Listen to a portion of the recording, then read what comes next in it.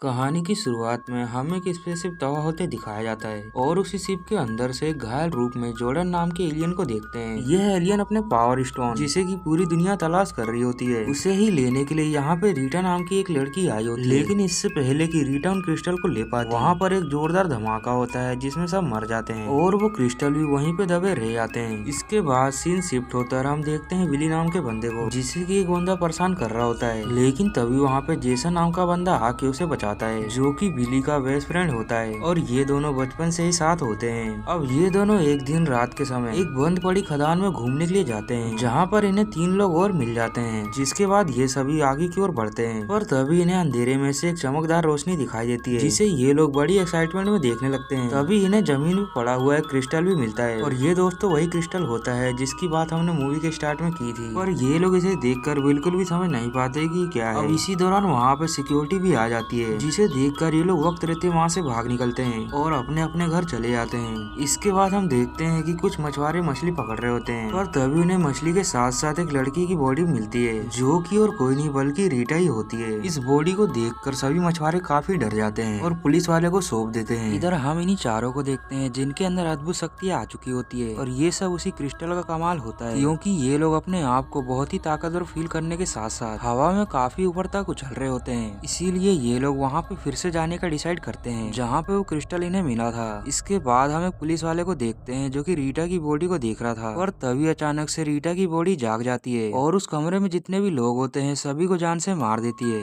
इसके बाद हम इन्हीं 5 को देखते हैं जो कि अपनी पावर्स को चेक कर रहे थे, इसीलिए वो एक पहाड़ी से छलांग भी लगा देते हैं जिसमें उन्हें कुछ भी नहीं होता। अब ये लोग उसी माइन के अंदर फिर से चले जाते हैं जहाँ पर इन्हें एक स्पेसशिप दिखाई देती है, जिसे ये लोग हैरानी से देख ही रहे होते हैं। तभी वहाँ पे जॉर्डन की 3D वीडियो चलने लगती है, जो कि इनके हाथ में क्रिस्टल देख के कहता है कि अगर ये क्रिस्टल तुम्हारे हाथ में है तो तुम सब पावर रेंजर्स हो, जैसा कि मेरे मरने के पहले मैं हुआ करता था। पर जॉर्डन अब इन्हें कहता है कि तुम अब पावर रेंजर्स हो, क्योंकि ये क्रिस्टल अभी तुम्हारे पास है और अब तुम ही इस दुनिया को बचाओगे। वहीं दूसरी तरफ हम रीटा को भी देखते हैं, जिसके पास एक मैजिक स्टिक होता है, लेकिन उसे उसका उपयोग करने से पहले उसे गोल्ड की जरूरत होती है और वो ऐसा करने के बाद ही अपनी सोई हुई आर्मी को जगा सकती है और तब जाके वो दुनिया पे राज करेगी। इधर ये 5 जॉर्डन की बात को समझ गए होते हैं, इसीलिए ये लोग फाइट प्रैक्टिस करने लगते हैं, क्योंकि वो सभी बात की गहराई को समझ गए थे कि आने वाला समय खतरनाक है। इधर दूसरी तरफ रीटा गोल्ड की तलाश में एक ज्वेलरी शॉप में जाती है और वहाँ के गोल्ड को बहुत ही बुरी तरह से खाने लगती है,